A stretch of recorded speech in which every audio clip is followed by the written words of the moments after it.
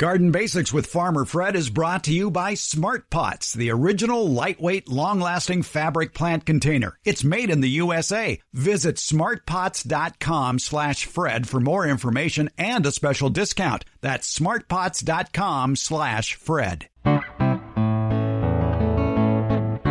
Welcome to the Garden Basics with Farmer Fred podcast. If you're just a beginning gardener or you want good gardening information, well, you've come to the right spot. About this time of the summer, you're looking at your crowded kitchen counter and you're wondering, what the heck are we going to do with all these tomatoes or all these peppers? Or more likely, what? There's more zucchini? Hey, you grew it. Now eat it. Today, we explore tasty recipes for all your abundant summer harvest. And we have tips for sharpening your garden tools as well. Plus, we do a deep dive into one ingredient of fertilizer. It's phosphorus. And actually, you really wouldn't want to do a deep dive into that because it just might be radioactive. What? Find out. It's all in today's episode number 277. You grew it. Now eat it. Summer harvest recipes. We're podcasting from Barking Dog Studios here in the beautiful Abutilon jungle in suburban purgatory. It's the Garden Basics with Farmer Fred podcast, brought to you today by Smart Pots, Dave Wilson Nursery, and Heirloom Roses. Let's go. Sacramento Digs Gardening is a local daily online newsletter that gardeners locally, in fact, throughout California, in fact, thousands of subscribers, and it's free, are reading. And it's a daily report about what's happening in gardening and cooking. Every Sunday, they have presented for the last 5 years a delicious recipe using homegrown food. Well, it's about time they put it into a recipe book, and they have. In fact, they have two recipe books, a spring book and a summer book that you can find at Sacramento Digs Gardening. We're talking with Debbie Arrington. She and Kathy Morrison are responsible for doing all the cooking and the eating and the picture taking and things like that there.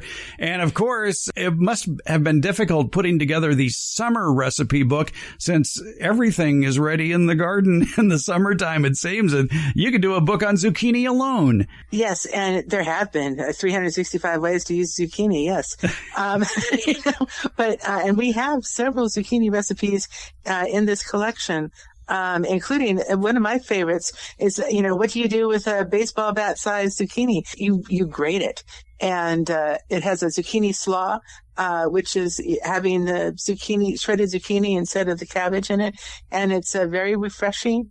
Very light and cool salad. But that's just one of the many ideas that we have in here. You know what I saw in there that caught my eye? In fact, I'm looking out through the Abutilon jungle at a fig tree that's growing next to it, and it just had produced its Breba crop, its first crop. It was the Violet de Bordeaux fig. Ooh. And you have a recipe called an easy fig pizza.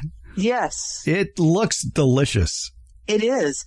And what's great about that pizza is you can do it on the grill. So you don't even have to turn the oven on. And when it's 108 degrees outside, that's probably a good idea. You can use a pre-made crust, like one of the bullet crust or, a flatbread. Or you can do dough from scratch or from ready dough.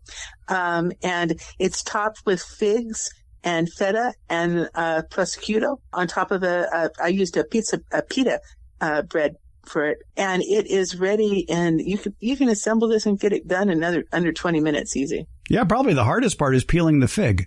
Yes, because it takes 2 ripe figs peeled and sliced about a 1/4 inch thick. Mm-hmm, yes. And it's basically just stacked on the pita bread and then put in either a 400 degree oven or, like you said, on the grill. Yes, and instead of a tomato sauce, you're just covering the bread with olive oil and then sprinkling the cheese. And you also have some scallion in there, too. All right. I told you my favorite recipe in there. What's your favorite? Oh, that's hard to say because I wrote half of them. The ones that I use all the time are the easy fresh tomato sauce. I make that at least once a week during summer. It is a wonderful buttery tomato sauce because that's all it is. Pretty much is tomato, butter, and salt and pepper. And you can add other seasonings if you like. It's a wonderful sauce. And the thing about it is you can make it with peels on the tomatoes, and you put it through the food processor. And then if you really don't like the seeds and the extra skin, you can take it out with a sieve. But it's very easy to do. And, it makes a lovely pasta sauce in particular in under 20 minutes. And of course, just about now, people are saying, what am I going to do with all these tomatoes? Well, the Taste Summer cookbook from Sacramento Digs Gardening has a lot of tomato recipes. And the one that caught my eye was using the tomato skins, drying them, turning them into a powder, and then sprinkling it on popcorn and including it in the butter that you put on the popcorn. Yes. And that's if you are taking the skins off your tomatoes, like if you like your canning tomatoes, that's what is a great byproduct of the canned tomatoes is that tomato skin recipe, then drying those skins, and then using it for, popcorn, seasoning. And also you can use that tomato powder in anything that you want to give a little extra tomato depth of flavor to, or if you want to turn it something red, it will work as a dye too. Oh, that's good to know. How long will it last in a jar? Well, it's lasted at least 6 months, but that's as long as it lasted. Okay. It got all used up. So it depends on the amount of canning. Yeah, that's true.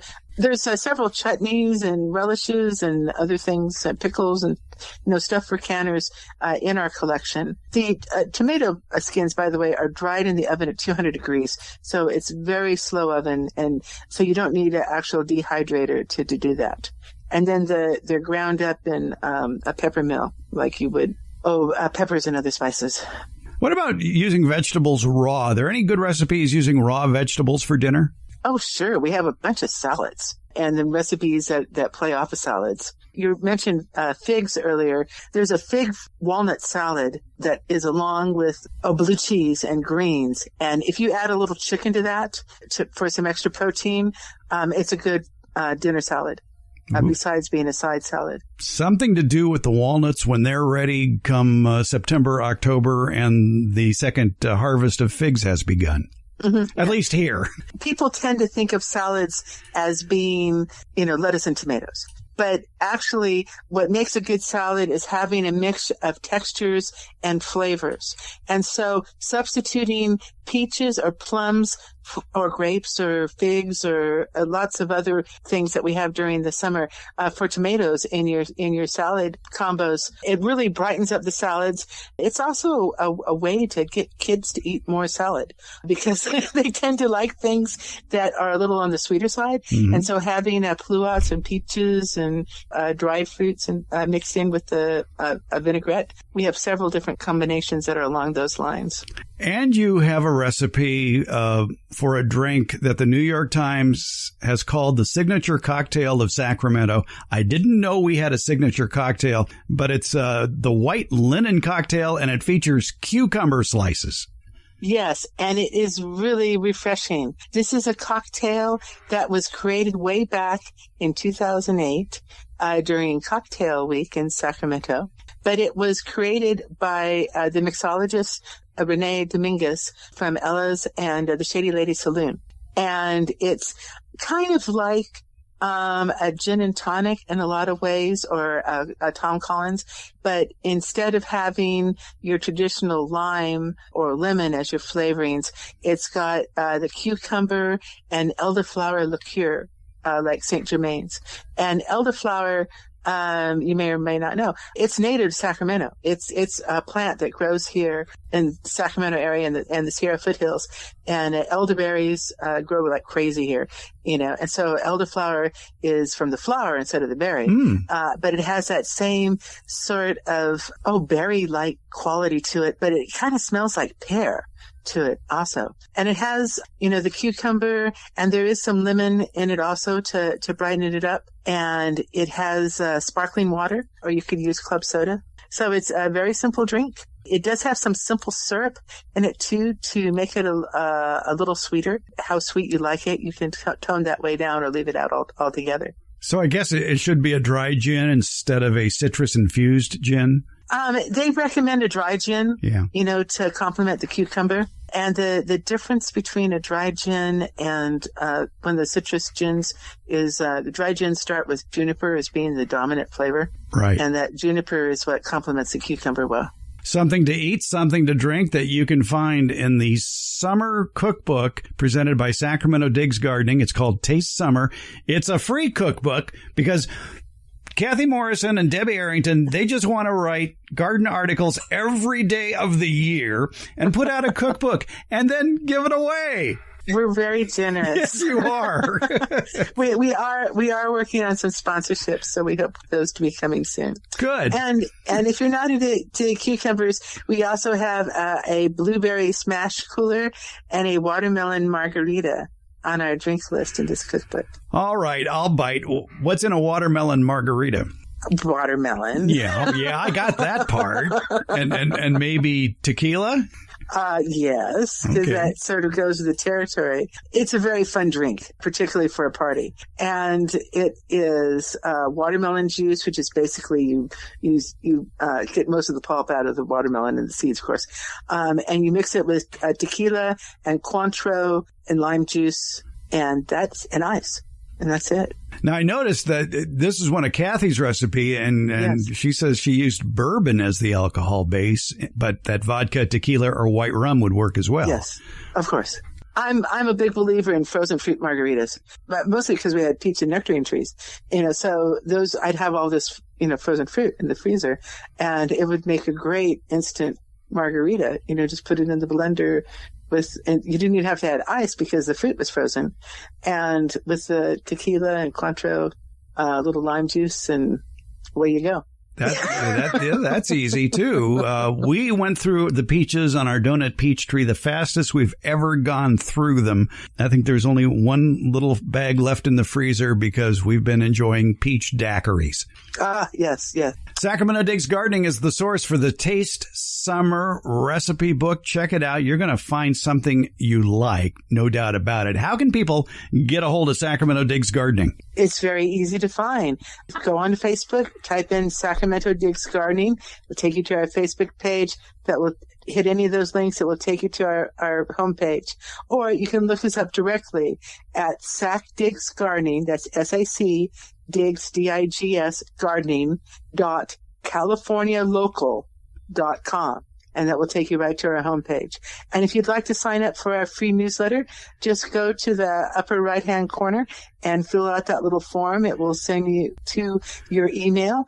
And once you verify it, you'll start getting a newsletter every day just after 4 o'clock Pacific time. We'll have a link to the newsletter, which contains a link to the recipe book on today's show notes. And, of course, you can always just go to your favorite internet search engine and type in Sacramento Digs Gardening, and no doubt you will find a link. Yes, that's true. Debbie Arrington, keep up the good work. Thank you.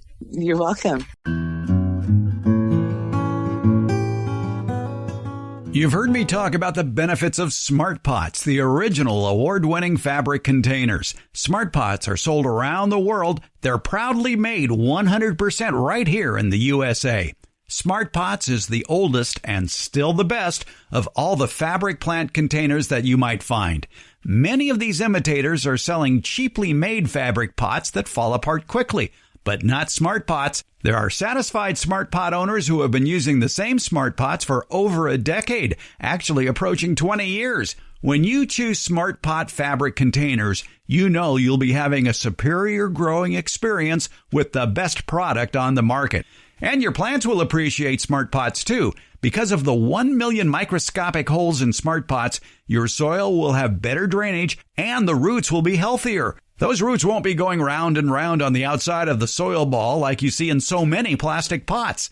The air pruning qualities of Smart Pots creates more branching of the roots, and that'll fill more of the usable soil in the Smart Pot. Visit smartpots.com/Fred for more information about the complete line of Smart Pots lightweight, colorful fabric containers. And don't forget that /Fred part, because on that page are details of discounts when you buy Smart Pots at Amazon. Maybe you want to see them before you buy? Not a problem. Smart Pots are available at independent garden centers as well as select Ace and True Value hardware stores nationwide. To find a store near you or to buy online, visit smartpots.com/Fred. Smart Pots, the original award-winning fabric planter. Go to smartpots.com/Fred for more information and that special Farmer Fred discount. Go to smartpots.com/Fred. This week's Beyond the Garden Basics newsletter and podcast might not seem timely at first, but oh, is it ever. If you garden in the milder winter climate areas of the country, August, September, and early October are the months for you to begin your cool season garden. We're talking leafy greens such as lettuce, spinach, cabbage, chard, kale, nutrient-rich staples such as broccoli, peas, and cauliflower, the root crops, carrots, beets, radishes, garlic, onions, and turnips. And if you've never grown a fall and winter vegetable garden before, we're going to help get you off on the right foot. It's Fall Garden Starting Tips. If you're already a Beyond the Garden Basics newsletter subscriber, it's probably in your email waiting for you right now. Or you can start a subscription. It's free. Find the link to the Beyond the Garden Basics newsletter and podcast. It's in today's show notes or on the Substack app. Or you can sign up at the newsletter link at our homepage, gardenbasics.net. A successful gardener is only as good as their tools. It pays to keep your tools clean and sharpened. So what is there involved in sharpening cutting tools? We're talking with Sacramento County Master Gardener Bill Black. And Bill, you're doing a little demonstration here at a workshop at the Fair Oaks Horticulture Center showing people exactly how to sharpen and clean their tools. So let's just run through the basics as far as what do you need to sharpen tools? Well, first thing you need is a cleaner of some sort. You can use soap and water, 409, whatever. And just to get the crud loosened up that's on the blades. A lot of times there will be just plain old dirt and sap that accumulates on there, and people get to where they can't really open and close the clippers because they're so crudted up. So we go ahead and spray them down with a cleaner of some sort, and then I take either a green scratch pad or, if it's really bad, a piece of steel wool to thoroughly clean the blades and any external parts that I can get to. Then I'll go ahead and clean them very well, and then rinse them, dry them, and then using a carbide steel sharpening tool available through Amazon and fine stores everywhere to basically tune up the blade, realign the blade so it's again sharp.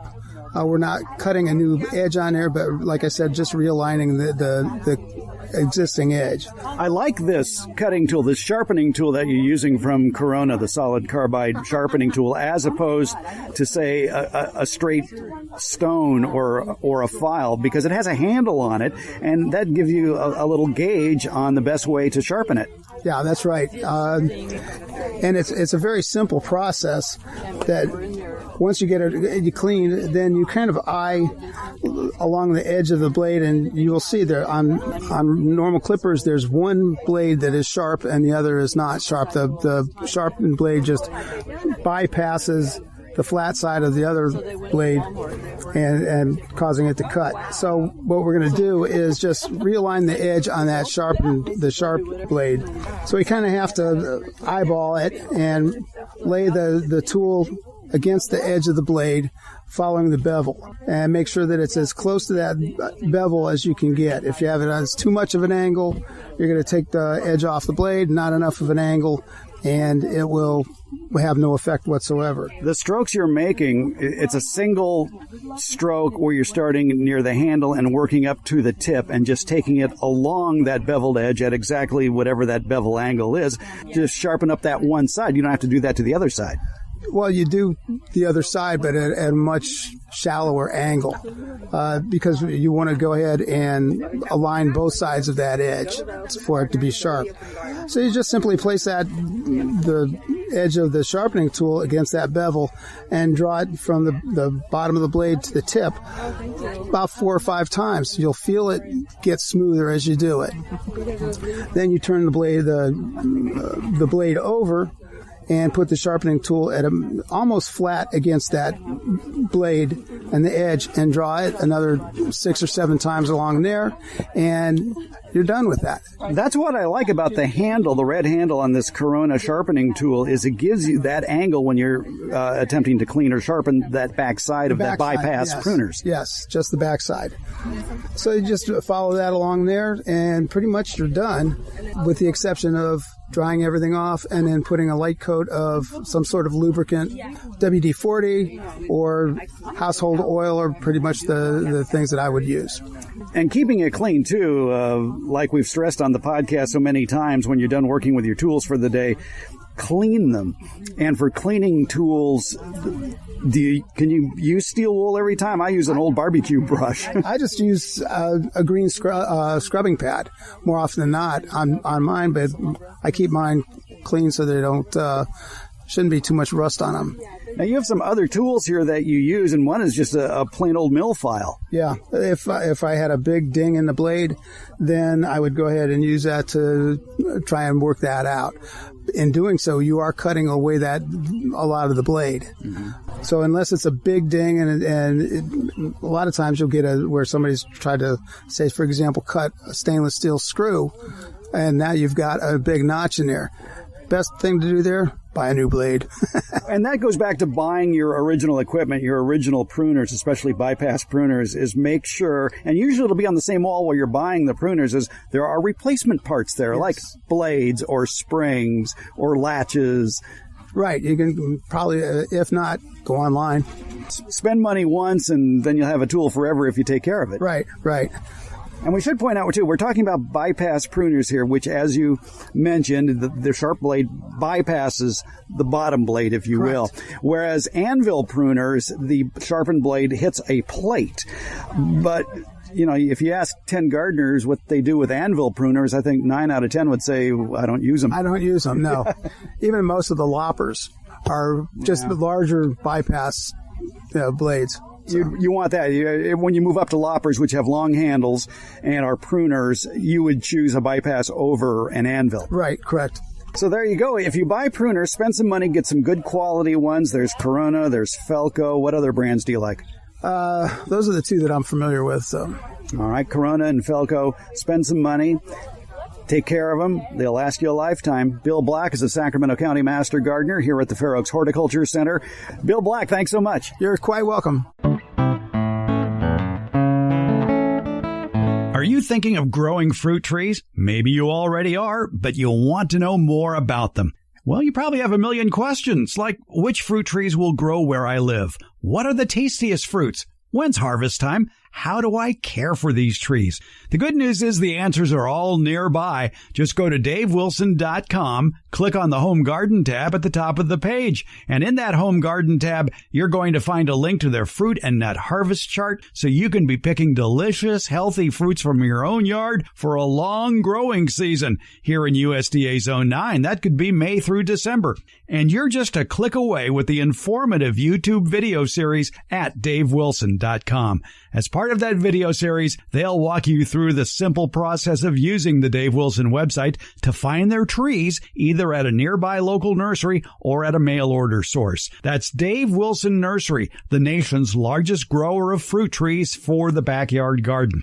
They've got planting tips, taste test results, and information about their revolutionary backyard orchard culture techniques. That'll explain how you can have a cornucopia of different fruit trees in a small backyard. Your harvest to better health begins at davewilson.com. I'm happy to welcome a new sponsor to the Garden Basics podcast. It's Heirloom Roses.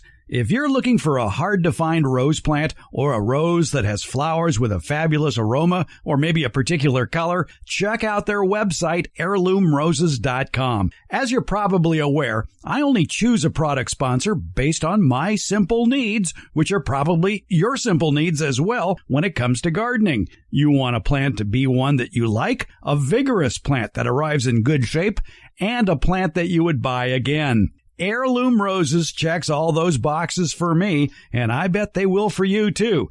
Plus, the roses from Heirloom Roses are grown on that plant's own healthy rootstock, and that means more years of rose-growing enjoyment for you.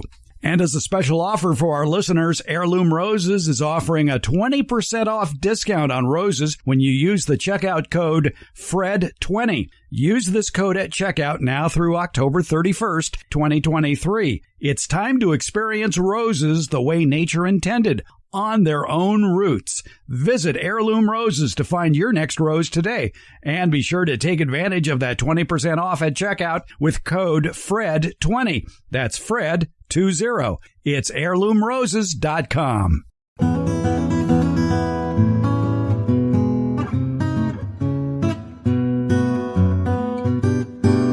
Let's talk a little bit about fertilizers right now, particularly one ingredient whose number you may see on the front of a fertilizer bag or box or container. You know those three numbers on a fertilizer container? They represent the N, the P, and the K, nitrogen, phosphorus, and potassium.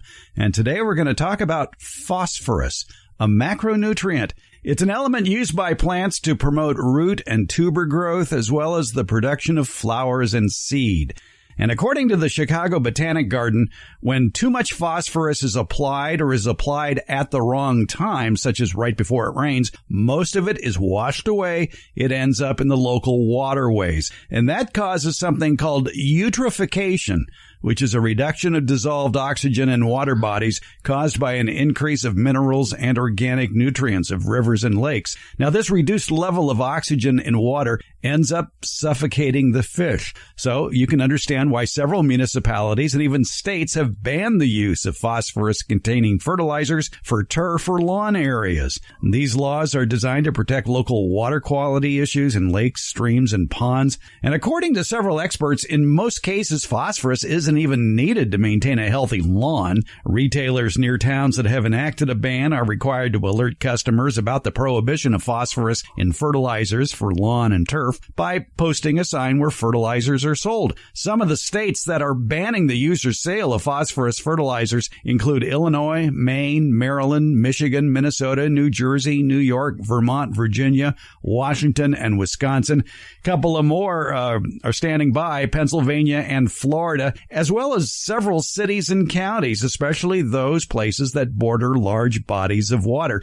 But this ban isn't just for phosphorus on lawns. Phosphorus as well as nitrogen limits are facing bans in all fertilizers offered for sale. In Brevard County, Florida, they have a new law going into effect there that basically are saying no nitrogen or phosphorus can be applied to any plants between June 1st and September 30th. When applying a fertilizer with nitrogen, it must contain a minimum of 50% slow-released nitrogen.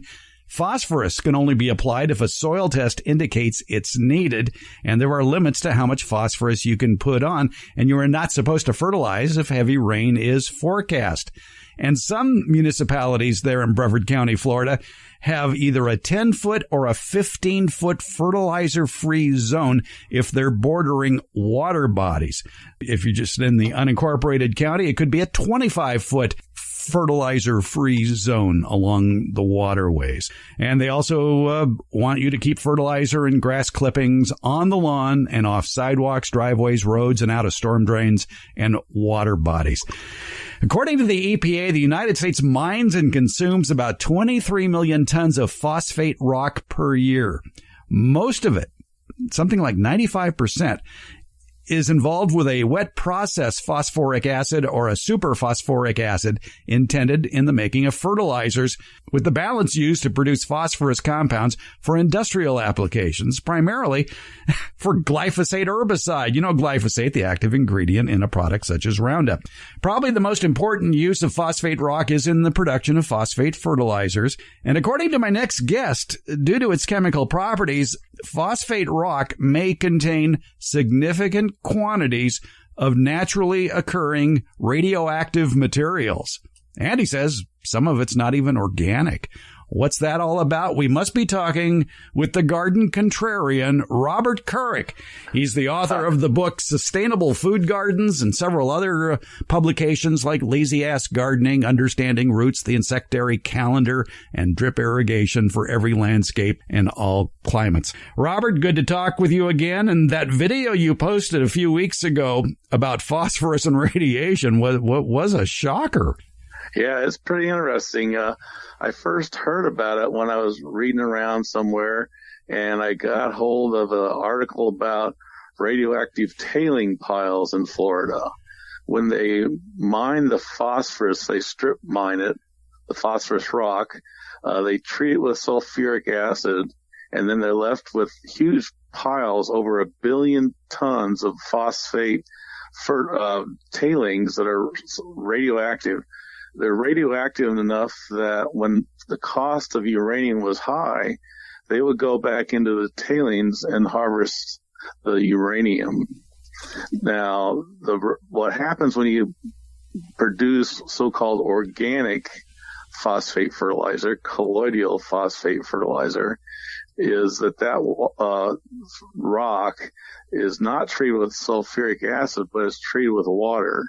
But it comes out to where I took it to a local business that deals with radioactivity, and they put it in their Geiger counter, and it was about 3 to 4 times more clicks per minute or second than the background radiation. I noticed that on his little Geiger counter there, that I saw readings up to 140, whereas the background radiation was like in the 30s or so. Yes, so it changes around depending on the minute or the location, but basically it's slightly radioactive. Now, whether or not to get worried depends upon your paranoia level. I myself, if I were using it anymore, I would use a mask just to keep the particulates out of your lungs. One of the guys that worked at the radioactive business used to be a farmer, and he said he wouldn't, but he said he's not that cautious as a person. So it's up to the gardener as to how much radioactivity they want to be exposed to. But there was a guy whose name I can't recall who studied phosphate fertilizers for their content of heavy metals and radioactivity. And he said there's not a single phosphate source in the world that doesn't have some level of radon. I believe that. And the fact that, as you mentioned, the manufacturers of phosphorus also have a nice little side business in mining for uranium as well. Is it that process that makes it, in your estimation, not organic? I like to think of it as the cradle to grave review of organic. In other words, the phosphorus is mined in ugly strip mines, and then it's processed with fresh water, which is in a low supply in Florida.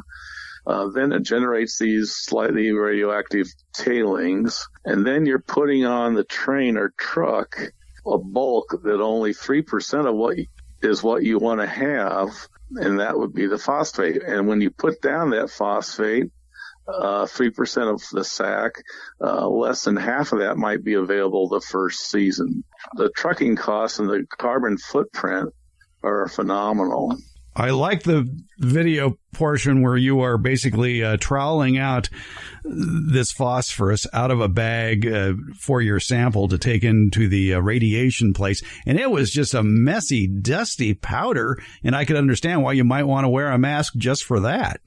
Yeah, just for the sake of it's dusty as opposed to radioactive. Now, there's another interesting story. DeSantis people have now approved the radioactive tailings to be used in road base. Huh. And it's going to be studied by the federal government to see if they can be used in federal applications. I mentioned, too, the restrictions in Florida. Well, of course, that's being reviewed now down in Florida, too. They want to put a delay on the implementation of those rules. Yeah. The main concern about phosphorus for the, quote, industry is the runoff and causing algae bloom. A wise home gardener would first test the soil and see if they need phosphorus, and then apply only small amounts. And it would probably be more cautious and better to run any phosphate fertilizer through a compost pile, so it would kind of help activate it and hold on to it before you apply it to the garden. Are there forms of phosphate fertilizer that you would use? Well, the option to colloidal phosphate. The first one would be bone meal. But the drawback to bone meal is it uses a phenomenal amount of energy to generate the drying process and the treating process. But I don't know, I doubt if it's radioactive. That's about 5 times the amount of phosphorus per volume than colloidal phosphate. But what I like to do is grow it. Why not make your own phosphorus, and why not do it by growing it? And we will get into that. I do want to get into that because that's intriguing. But I want to stress something that we've said twice now, and that is before you apply any fertilizer, get a soil test done to see if you really need it. You probably need nitrogen, but phosphorus is in a lot of soils already. And when people over apply phosphorus, if it doesn't get used, it's going to run off. But also it's going to contaminate your soil, so to speak. I know a very famous gardener who shall remain anonymous, and their garden is now useless because they applied copious quantities of compost and just a regimen of fertilizers without doing a soil test. And now they can't use their soil. It's too much phosphorus by a factor of 4 or 5. Too much potassium by a factor of 3 or 4, goes on, and their vegetables just aren't growing. Yeah, I have discovered in my own piece of property here, before I planted anything, I did get a soil test done. And the backyard was very different than the front yard. The front yard was just a little under the recommended amount of phosphorus, whereas the backyard was just way over the amount of phosphorus in the soil. So I knew at that point, well, we're talking basically nitrogen fertilizer then for the backyard. We've got plenty of phosphorus. Exactly. And you'd be surprised how many gardeners just say, okay, I'm going to apply all this stuff every year, and they don't need it. In some cases, they're adding toxicity in the sense of too much of the element that makes it difficult for plants. For a lot of people, though, a soil test might be more than their wallet can handle because they can run into $100 or more in many cases. However, I know of at least 3 universities, and there's probably more, that do soil testing for any American, and it's a very thorough test, and it's around $20 or so, and you get a very nice report afterwards. They are the University of Massachusetts Amherst, Colorado State, and Texas A&M. And if there are other universities that are doing that for the United States as a whole, let me know. I'd be glad to add you to that list. But for that kind of price, it's well worth it to get a soil test done. I used Harmony Farm Supply in Sonoma County. I think it's around $20-25, but the advantage to Harmony Farm Supply is they give you a report that tells you how much organic fertilizer to add for each element. A lot of these universities, they just tell you what the content is and don't interpret it as to how much of blood meal, bone meal, so on, that you might need to add to get a balanced nutrient level. Is Harmony Farm Supply still doing soil testing? Yes, I've talked to them, and they have it on their website, Harmony Farm Supply, in Grayton, California. And you can mail in your sample, then they have it processed, and then they mail you back, or not email you, they email you back an interpretation of that soil test. Okay, we'll have a link to Harmony Farm Supply in the show notes. I know that the University of Massachusetts Amherst, in their recommendations, you have to fill out a questionnaire first, including, well, what do you plan to grow here? And then based on that, they will give you recommendations on the soil test as far as what to apply and how much. There won't be organic recommendations, though, necessarily. Right. And I'm sure Harmony Farm Supply would be organic recommendations. Yes. They'll say how much blood meal or feather meal or bone meal or how much other organic fertilizers you might use to get back up to where the level is normal. Well, you just mentioned 3 fertilizers, though, that vegans may shy away from: blood meal, bone meal, and feather meal. Yeah, that's where you have to grow your own, both legumes for the nitrogen and buckwheat for the phosphorus. There's your answer right there. Grow your own phosphorus. Well, golly gee, that's the name of a section in your book, Sustainable Food Gardens, there on 250 57, you get into the details of how to grow your own phosphorus. And basically, it's a lot of cover cropping, isn't it? Yeah, green manuring in the sense that you throw out the seed, let it grow till it gets 2 to 6 inches tall, and dig it back in, and do that as many times as you can in the one summer, like 2 to 4 to 5 times, and then you'll greatly improve the phosphorus content, because buckwheat is known as a dynamic accumulator of phosphorus. So its foliage is rich in phosphorus, and by tilling it in, you add that to the soil.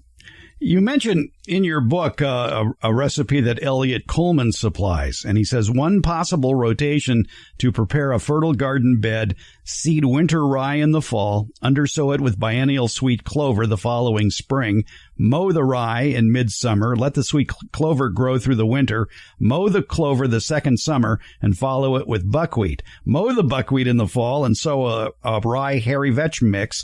Till this in the spring and plant vegetables. The mowed cover crops can be used to make compost. So you're basically taking a garden out of commission for about 3 years there. Yeah, you would have to do a rotation, and now some gardens are too small to do that. But the vegan gardeners in England are totally opposed to the fertilizers you mentioned, and they grow their own fertilizers, and they have a section up to 25% of their garden or their allotment is just growing a crop to improve the soil. So if you have enough room, you can rotate through, and after 2-3 years, grow a really good crop where you did your organic fertilizer, so to speak. Yeah, if you have the room, it makes sense to practice crop rotation instead of having one big garden. Divide that into 6 or more plots and rotate through nitrogen-fixing crops, your fertilizer-fixing cover crops, and just alternate so that it's not too stressed 2 years in a row from heavy nitrogen feeders. Yeah, now Elliot's a great guy, but he's a farmer, and he's got a farm, and that's a lot of space.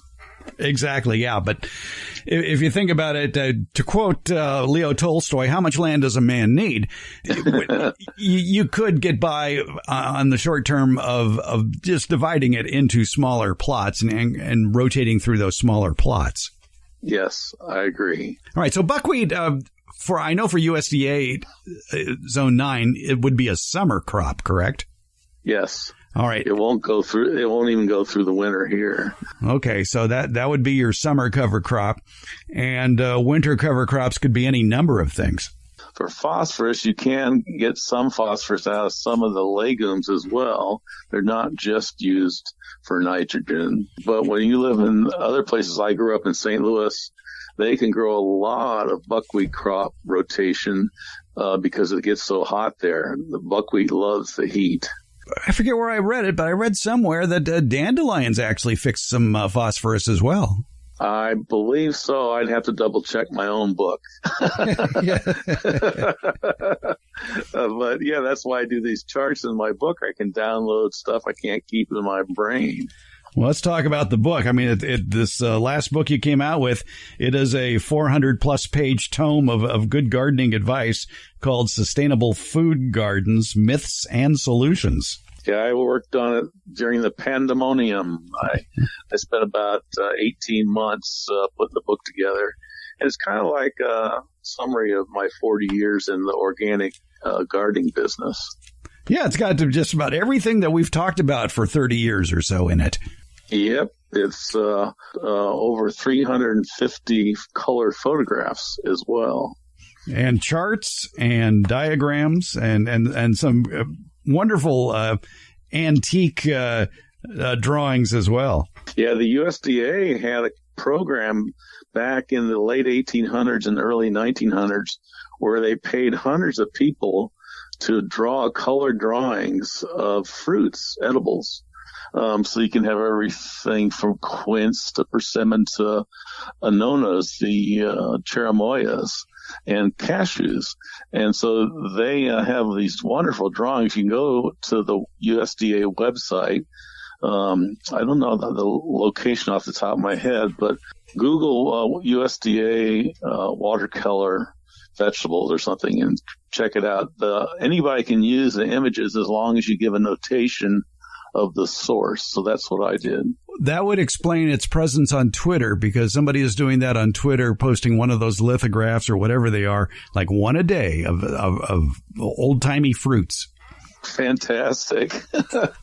Robert Couric has a very active website as well, where you can order his books and learn a lot more about gardening. I imagine it's robertcouric.com. You bet, but you have to spell it Kourik. Sounds like Katie Couric, but she misspells it. Okay. And actually, Robert is Robert, so it's RobertKourik. If you just do a search for Robert Couric, or even if you do a search for your title of your book, Sustainable Food Gardens, you just might pop up. It'll be number one on the first page. All right.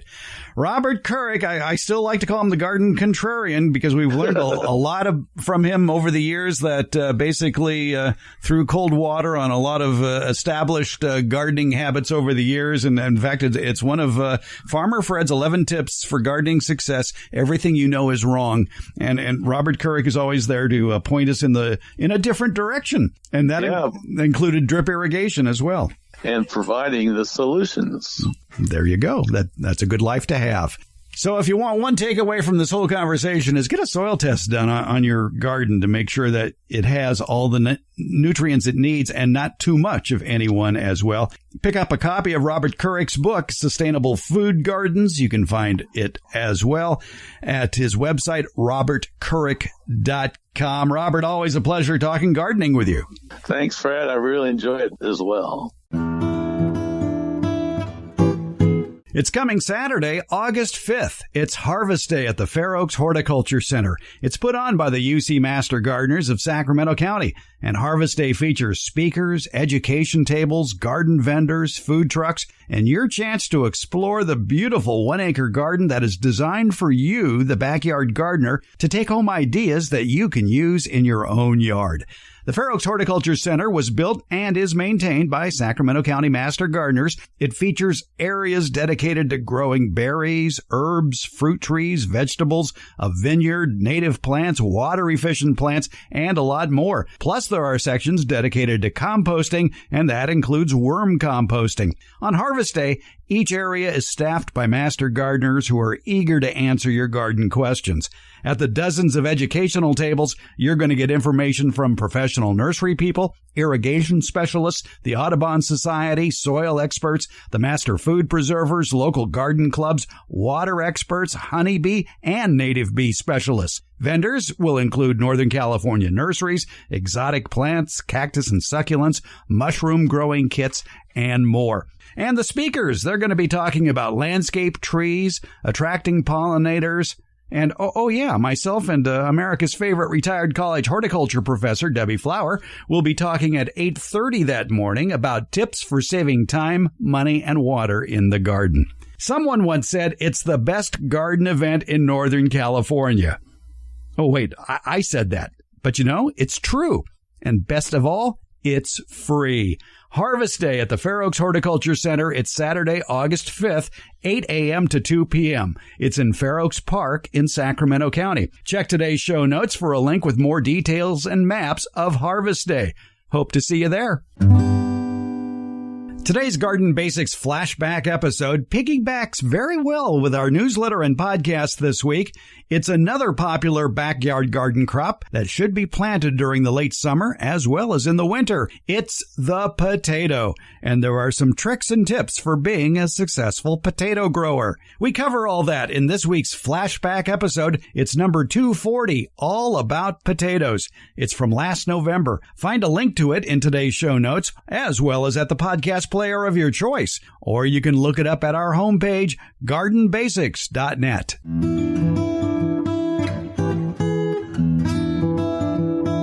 The Garden Basics with Farmer Fred podcast comes out once a week on Fridays. Plus, the newsletter podcast that comes with the Beyond the Garden Basics newsletter continues, and that will also be released on Fridays. Both are free, and they're brought to you by Smart Pots and Dave Wilson Nursery. The Garden Basics podcast is available wherever podcasts are handed out, and that includes our homepage, gardenbasics.net. And that's where you can also sign up for the Beyond the Garden Basics newsletter and podcast. That's gardenbasics.net. Or you can use the links in today's show notes. And thank you so much for listening.